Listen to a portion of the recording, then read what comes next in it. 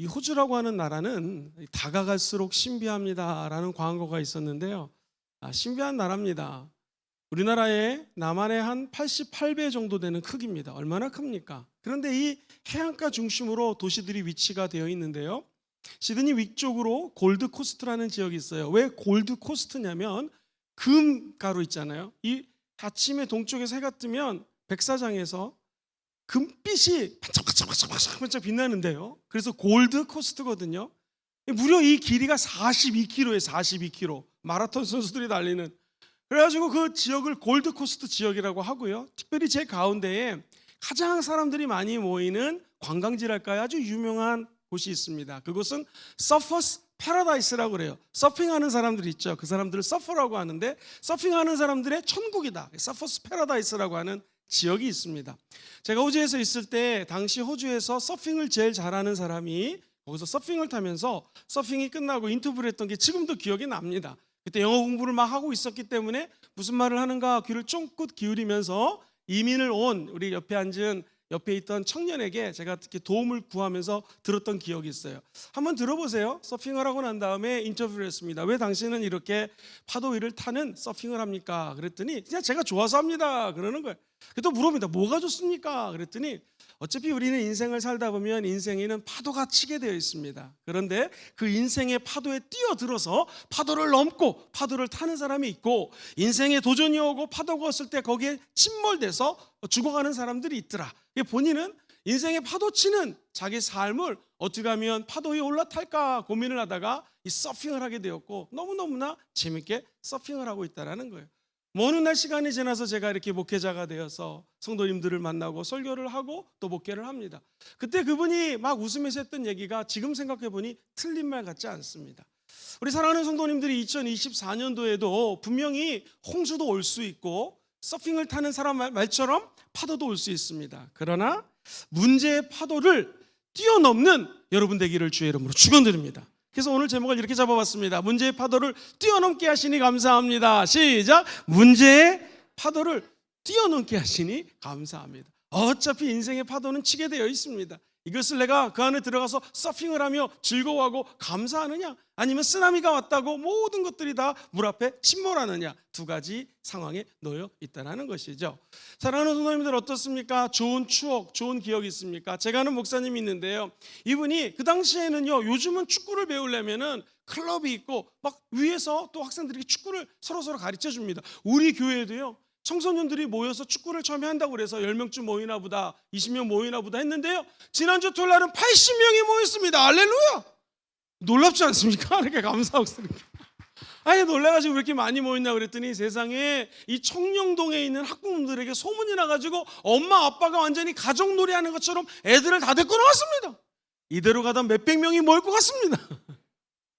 저희가 어렸을 때는 축구를 배울 수 있는 게 많이 없으니까 이 목사님이 혼자서 옥상에 올라가지고 축구공을 막 띄우면서 공이 떴다고 생각하고 혼자서 상상 속에서 슈팅을 연습했는데, 안에 이 축구 경기를 하는데 이분이 6학년 때 공이 왔는데 자기가 연습한 상황하고 똑같다라는 거예요. 그 공을 살짝 띄우고 아주 먼 거리에서 중거리 슛을 했는데 이게 꼬랭이 들어간 거예요. 할렐루야! 그 어린이가 접니다. 난 지금도 그때를 생각하면 잊지를 못해요. 얼마나 감사하고 좋은지. 그래가지고 제가 졸업한 곳이 서울에 있는 영동초등학교인데 가끔 그 학교 가면은요, 제가 꼬링을 넣었던 골대가 아직도 있습니다. 그걸 보면 내 영적인 추억이 올라오면서, 야, 이게 연습을 하면, 저는 축구 선수도 아니고 운동신경이 뛰어난 사람도 아닌데 이 연습을 하면 누구나 꼬링을 넣을 수 있구나는 생각을 합니다. 그렇습니다. 우리가 이런 것들을요, 영적인 랜드마크라고 표현할 수가 있습니다. 원래 랜드마크는 탐험을 하는 사람이나 여행하는 사람이 어디다가 표시를 해놓고 자기가 먼 거리를 갔다가 되돌아올 때 찾는 것을 우리는 랜드마크라고 합니다. 우리는 어떻게 인생의 파도를 뛰어넘을 수 있을까요? 영적인 랜드마크를 기억하시기를 주의 이름으로 축원드립니다. 눈에 보이는 마크가 아니라 눈에 보이지 않는 영적인 마크예요. 제가 몇십 년 전에 골을 넣었는데 아직도 그 골대를 바라보면 제 영혼 속에 기쁘고 즐거웠던 추억으로 남는 것처럼, 저와 여러분들이 영적인 랜드마크를 한번 기억하셔야 됩니다. 이 과거의 긍정적인 경험은 힘이 됩니다. 다윗을 보십시오. 블레셋에 골리앗하고 싸우는데 이거 이길래야 이길 수가 없거든요. 그런데 다윗은 영적인 거룩한 랜드마크가 있었습니다. 거룩한 추억이 있었습니다. 승리했던 기억이 있습니다. 그 말씀이 사무엘상 17절 34절 이하에 이렇게 표현하죠. 이 주의 종이 아버지의 양을 지킬 때에 다윗이 추억을 하는 것입니다. 양이 오거나 나쁜 짐승이 오거나 이리가 오면은 그 당시 고대 근동에는요, 가죽에다가 돌을 놓고 돌린 다음에 물맷돌을 던져서 샥 던지면은 양이나 이 곰이라든가 일이라든가 사자들과 맞춰서 이길 수가 있었습니다. 그러니까 이 사람은 어떤 생각을 했냐면, 나에게 랜드마크가 있었는데 그 랜드마크가 뭐냐면, 어떤 짐승이 와도 야훼 하나님이 목자가 되시고 목자가 내 양을 돌보기 위해서 이리하고 곰들하고 나쁜 짐승하고 싸웠던 것처럼 하나님이 함께 하시면 저 앞에 있는 골리앗도 내가 싸워 이길 수 있을 것이라는 영적인 거룩한 랜드마크가 있었습니다. 추억이 있습니다. 그래서 너는 칼과 창과 단창과 너의 힘과 무기 가지고 나오지만 나는 만군의 야훼 하나님의 이름으로 나간다고 하면서 골리앗과 싸워 승리할 수가 있었던 것입니다. 사랑하는 성도님들, 들판에서 자기를 지켜주신 하나님을 기억했던 것이죠. 저는 2024년도가 사랑하는 순복음종의 모든 성도들이 들판에서 파도가 치고 떼약볕이 비치고 어려움이 있을 때 하나님이 우리 지켜주실 것을 믿습니다. 이 영적인 거룩한 추억을 올해 랜드마크로 기억하시기를 주의 이름으로 축원드립니다. 원래 랜드마크는 상징적인 건물, 조형물 이런 것들을 랜드마크라고 하죠. 뉴욕에 가면 자유의 여신상이 있습니다. 시드니에 가면은요, 오페라 하우스라는 곳이 있습니다. 파리 가면은 에펠탑이 있죠. 서울에 온 관광객들에게 물어봤습니다. 서울의 랜드마크, 한국의 랜드마크는 무엇입니까? 서울타워, 경복궁, 그리고 전쟁 기념관을 떠올렸습니다. 우리 예수 믿는 사람들의 랜드마크는 무엇인가? 아까 읽었던 사무엘상 7장 12절 말씀 같이 한번 천천히 읽어볼게요. 시작. 사무엘이 돌을 취하여 미스바와 센 사이에 세워 이르되 야훼께서 여기까지 우리를 도우셨다 하고 그 이름을 에베네셀, 하나님이 이스라엘을 도와서 블레셋과 싸워서 이겼습니다. 이것을 기념하기 위해서 비석을 세웠습니다. 근데 이건 단순한 비석이 아니에요. 영적인 랜드마크가 되는 것입니다. 에베네셀, 하나님이 지금까지 나를 도와주셨다.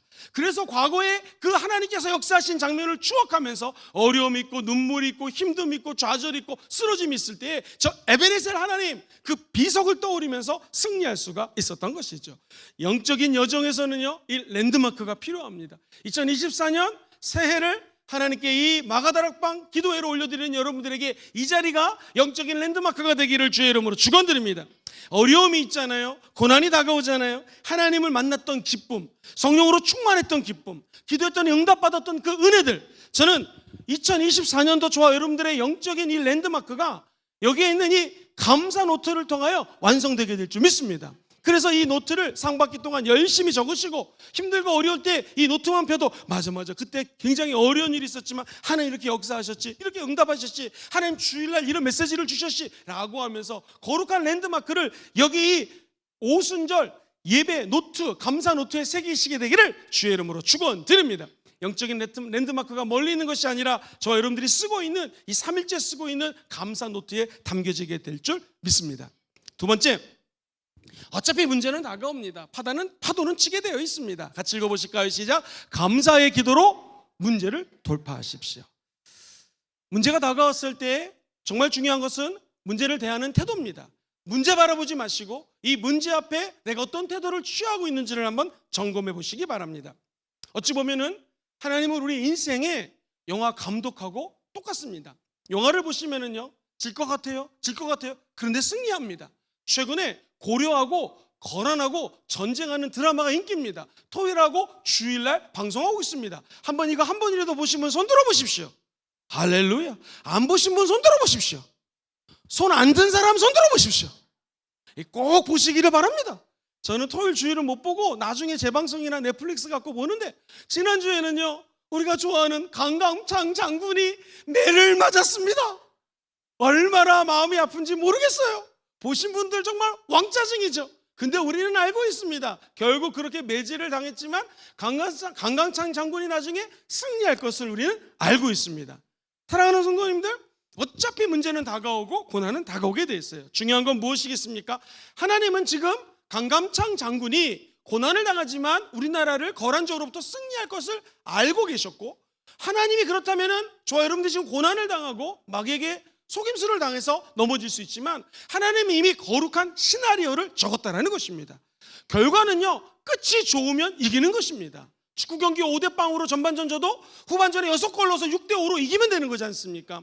아무리 고난이 다가오고 어려운 일이 있어도 감사로 미리 기도하시고 극복하시면 반드시 그대로 되게 될 줄 믿습니다. 하나님은 좋으신 하나님이십니다. 시작. 하나님은 자기 아들 딸에게 어찌 하나님께서 시나리오를 적었는데 맨날 고난만 당하고 슬픔만 당하고 어려움을 당할수록 그렇게 시나리오를 적으셨겠습니까? 그렇지 않습니다. 예수님 말씀하시죠. 이 세상에서는, 이 땅에서는 너희들이 환난을 당하나. 한번 따라해 볼까요? 담대하라. 내가 세상을 이겼노라. 내가 세상에서는 어차피 환난을 당합니다. 어려움이 있습니다. 그러나 우리 하나님이 그 어차피 당하는 환난을 이미 극복해 놓으셨습니다. 승리해 놓으셨습니다. 그래서 우리 예수 믿는 사람들은요, 현재의 고난은, 지금 당하는 고난은 장차 다가올 영광과 좋게 비교할 수 없다는 거예요. 왜냐하면 지금의 고난이 앞으로 다가올 영광과 비교해보면 아무것도 아니라는 것입니다. 그것을 시편 기자는 홍수가 났어요. 홍수. 파도가 쳤다고 그랬죠. 이거는 홍수가 났습니다. 그런데 우리 하나님이 홍수 위에 좌정하셨다고 얘기했어요. 홍수를 바라보면 인생 끝인 것 같지만 홍수 위에 하나님이 좌정하시고 저와 여러분들을 그 홍수를 다스려 주신다는 것입니다. 아브라함 보십시오. 누구나 다 인생은 다 아픔이 있습니다. 아니, 믿음의 조상이 자기 아내를 두 번이나 여동생이라고 속입니다. 이게 말이 됩니까? 누구나 다 기억하고 싶지 않은 과거가 있어요. 성경이 위대한 것은요, 기억하지 하고 싶은 것들 다 그대로 적어놓습니다. 왜? 제가 이 아브라함 같은 존재고 여기 있는 모든 분들이 이런 실수를 할 수 있기 때문에 그런 것입니다. 야곱, 세상에 팥죽 한 그릇에 장자권을 팔아먹는 게 이게 말이 되겠습니까? 베드로, 나 주님을 모른다고 3번이나 부인합니다. 이게 말이 됩니까? 최고의 제자, 수제자 아니겠어요? 주는 그리스도시여 살아계신 하나님이라고 고백했던 믿음의 고백자 아닙니까? 그런 베드로를 생각해 보시기를 바랍니다. 바울, 스데반 집사님을 죽이는데 제일 앞장섰던 사람입니다. 그 바울이 변하여 정말 우리가 잘 아는 하나님의 일꾼으로 쓰임받았던 것이죠. 누구나 다 기억하기 싫은 실패가 있어요. 그런데 하나님이 그분들을 거듭나게 하시고 새롭게 한다는 것입니다. 그리고 하나님의 사명을 감당할 수 있는 힘을 허락하여 주시는 것이죠. 여기 있는 우리 모든 성도님들이 2024년도 어떤 문제가 다가오고 실패가 있어도 그 실패 바라보지 마시고 그 뒤에서 각본을 쓰시고 우리 인생을 진리의 길로 인도하고 계시는 예수님 바라보시게 되기를 주의 이름으로 축원드립니다. 그래서 이사야 선지자는 43장 18절에 이전 일을 기억하지 말고 옛날 일을 어떻게 하지 말아라?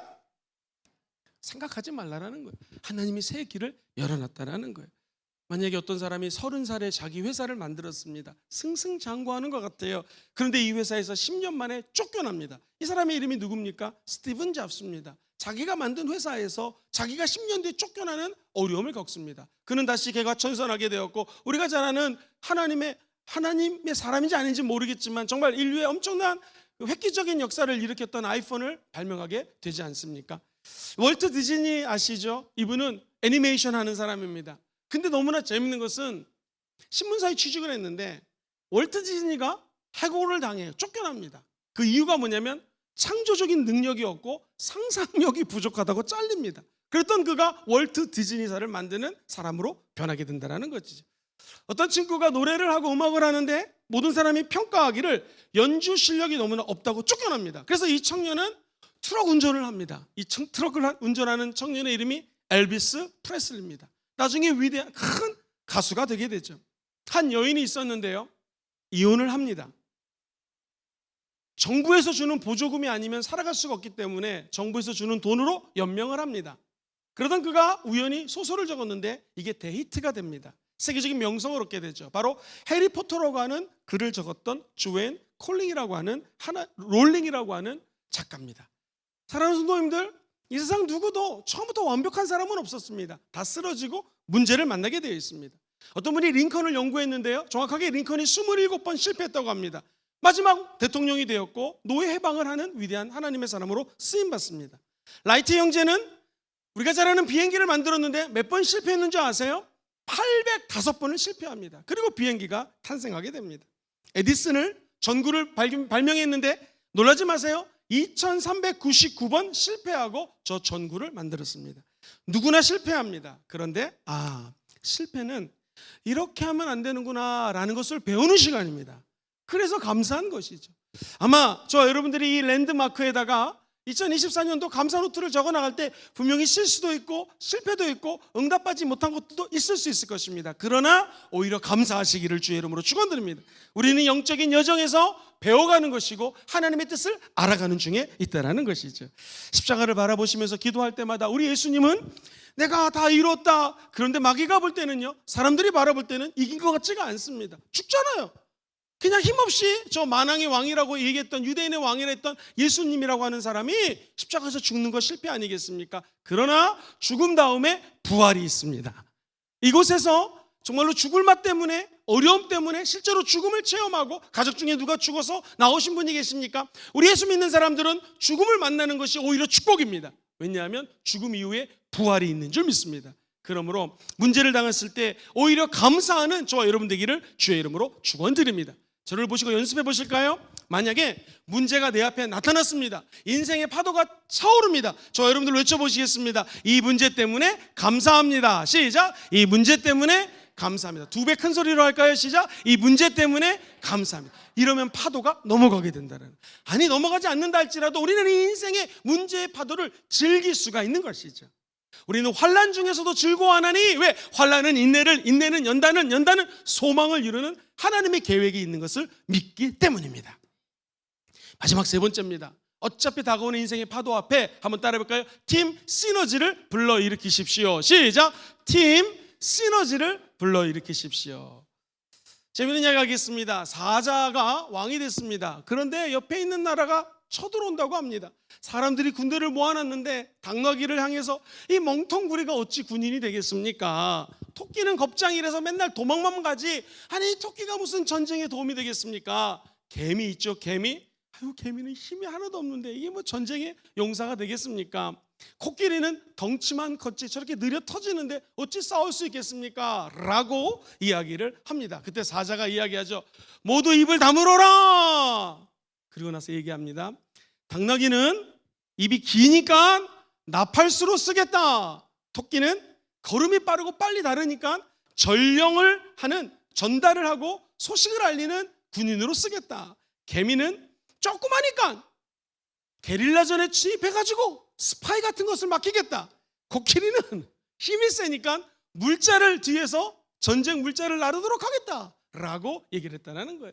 사랑하는 성도님들, 사람들은요 안 된다고 얘기하는 사람들이 있습니다. 부정적으로 얘기하는 사람들이 있습니다. 근데 만왕의 왕 하나님은 우리의 긍정적인 모습을 보고 사용하는 것입니다. 베드로의 부정적인 모습 우리 주님 아셨고, 바울의 부정적인 모습 아셨어요. 근데 하나님은 그가 갖고 있는 장점을 들어 쓰셨다라는 것이죠. 성경에 나오는 모든 사람들은 실패를 했고 부정적인 모습이 있었어요. 하나님 그거 바라보지 않았습니다. 저와 여러분들이 천국 가는 날까지 예배 생활하시고 신앙생활 하시면서 다른 사람들을 아이고 이 토끼가 뭐 할 수 있겠냐고, 이 개미가 뭐 할 수 있겠냐고, 아니 등치만 컸지 코끼리가 뭐 할 수 있겠냐고 보지 마시고, 하나님의 눈, 예수님의 눈으로 토끼는 빠르고요, 개미는 조그마니까 진짜 스파이 같은 역할을 하면 되는 것이고, 코끼리는 등치가 크니까 물건 나르면 되는 거 아니겠습니까? 저와 여러분들이 하나님의 눈으로 바라보시게 되기를 주의 이름으로 축원드립니다. 어떤 분이 팀이라고 하는 단어, 팀의 시너지는요 TAM, 이 하나의 힘으로는 약하지만 성경적으로 삼겹줄은 끊어지지 않는 게 팀 시너지거든요. 이 T는요 투게더예요. 투게더는 함께 한다라는 것이죠.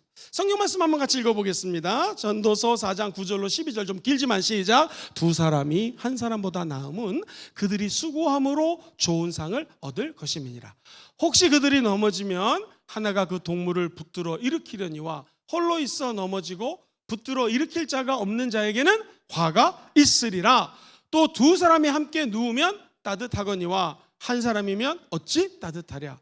한 사람이면 패하거니와 두 사람이면 맞설 수 있나니 세 겹줄은 쉽게 끊어지지 아니하니라. 옛날 성경 버전이 더 좋아요. 3겹줄은 쉽게 끊어지지 않는다는 것입니다. 사랑하는 성도님들, 함께하는 것이죠. 팀은 연령별로 함께하고, 또 어떤 분들은 걱정하세요. 연령별로 모이면 기존에 홈 미팅은 없어져. 아니요, 홈 미팅은 그대로 하십시오. 연령별로 모여서 또래끼리 또 이야기를 하는 것이 연령별 모임입니다. 그런데 중요한 것은 저와 여러분들이 함께 모이면 2겹줄, 3겹줄이 되어서 끊어지지 않는 힘을 얻게 될 줄 믿습니다. 이는요 everyone이에요. 다시 말해서 모든 사람이 하나가 될 때 기적이 일어나게 된다는 것이죠. 저는 이 세 번째가 제일 중요하다고 생각합니다. achieve라고 하는 단어를 쓰는데요, 성공한다라는 거예요. 성취한다는 단어입니다. 팀은요 목표가 있어야 돼요. 뭐를 향해 가는가? 여러분이 모이는 조그만 모임들은요 수다 떨고 욕하려고 만든 모임이 아닙니다. 예수 믿는 사람들의 공동체를 한번 따라볼까요? 하나님 나라의 확장, 예수 전도, 이것 때문에 모이는 것입니다. 하나님 나라를 확장하고 서로에게 용기를 주고 힘을 주기 위해서 모이는 거예요. 그래서 하나님 나라의 하나님의 뜻이 성취되는 역사가 저와 여러분들이 모이는 이 소그룹에 함께하기를 주의 이름으로 축원드립니다. 우리 모임에 사람들의 장점들이 모이면 반드시 성공하게 될지어다. 그래서 more and more, 점점 더 하나님의 은혜를 받는 것이고요, 은혜를 받다 보면 하나님이 우리에게 은사를 부어주실 줄 믿습니다.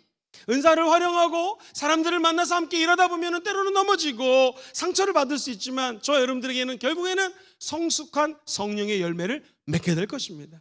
팀 시너지는 바로 이것입니다. 한번 따라볼까요? 함께하기, 모두 다 하나 되기, 성취하기 또는 성공하기, 점점점 열매 맺기. 시작. 점점점 더 열매를 맺는 것입니다. 에베소서 5장 30절에서 이 얘기하는 것은요, 우리는 그 몸에 뭐라고요? 지체라는 것입니다. 머리는 머리를 쓰는 거니까 답을 찾는 것이고요, 이 눈은 바라볼 수 있어야 되니까 비전을 바라보고 문제를 바라보는 힘이 눈에 있는 거고요, 배는 그 모든 상황들을 소화시키라고 배를 준 것이고요, 비장은 박테리아를 제거하라고 비장을 주신 것이고, 손은 보살펴야 되니까 다듬어 줘야 되니까 손이 필요한 거고, 발은 일터로 사역지로 사명을 따라 복음 증거하는 대로 옮기기 위해서 주셨다라는 거예요. 결국 머리 대신 예수님을 모시고 저와 여러분들이 하나가 되어서 한 팀이 되어서 원 스피릿이 되어서 한 팀 정신 가지고 시너지적인 효과를 나타내기를 주의 이름으로 축원드립니다. 어느 조직체든지요 긍정의 사람이 필요합니다. 한 가지 이야기를 듣고 말씀을 좀 정리하겠습니다. 큰 은행의 은행장을 역임하시고 아주 오랫동안 은행장을 이곳저곳에서 역임을 했습니다. 인재를 기가 막히게 분별하는 은사가 있어요. 이분이 물어봤습니다. 어떻게 이 은행에서 인재인지 아닌지를 분별합니까? 한번 들어보세요. 저도 재밌게 들었어요. 일단 직원이 오면은요 창구 직원들로 이렇게 배치가 되잖아요. 처음에 그러면 열심히 손님을 만날 때 일부러 인터폰을 한답니다. 자기 방에서 이렇게 보고 손님하고 열심히 지금 일하고 있는 사람에게 전화를 한대요. 내 방으로 잠깐 들어오게나. 그러면 첫 번째 유형, 지금 손님이 있어서 지금은 못 들어가겠는데요, 이런 유형이 있고, 두 번째 똑같은 말인데요, 손님이 계시니 요 일이 끝나면 바로 들어가겠습니다. 똑같은 상황 아니겠습니까? 지금 손님이 있으니까 지금 못 들어가요, 이렇게 얘기하는 사람은 부정적으로 얘기하는 사람들이고, 지금 손님이 계시니 요 일 끝나고 바로 들어가겠습니다, 똑같은 말이에요. 이렇게 얘기하는 사람은 진짜 인재가 되더라는 것입니다. 2024년도 우리에게 도전이 되어 있습니다. 수많은 일들이 다가올 것입니다. 정치적으로, 경제적으로, 사회적으로, 또 영적으로 어려운 일이 다가오겠죠. 오늘 은행장 앞에서 긍정적으로 얘기했던 사람 인재가 되듯이 우리 순복음종교의 전성도들이 하나님의 부르심 앞에 순종하시고 긍정적으로 얘기하시고 감사하시기를 주의 이름으로 축원드립니다. 그럼 거룩한 하나님 나라의 인재로 쓰임받게 될 줄 믿습니다. 세 가지입니다. 어차피 다가오는 인생의 파도 앞에 우리는 어떻게 승리할 수 있을 것인가? 올 한 해 한번 따라해볼까요? 영적인 랜드마크를 기억하겠습니다. 시작. 영적인 랜드마크를 기억했습니다. 이 감사 노트가 별거 아닌 것 같지만 한 올 한 올 한 땀방울 쌓아 올리는 저와 여러분들의 거룩한 영적인 랜드마크가 되기를 주의 이름으로 축원드립니다. 두 번째, 감사의 기도로 문제를 돌파하겠습니다. 시작. 감사의 기도로 문제를 돌파하겠습니다. 마지막 세 번째입니다. 팀 시너지를 불러 일으키겠습니다. 시작. 팀 시너지를 불러 일으키겠습니다. 그렇게 되시기를 주의 이름으로 축원드립니다.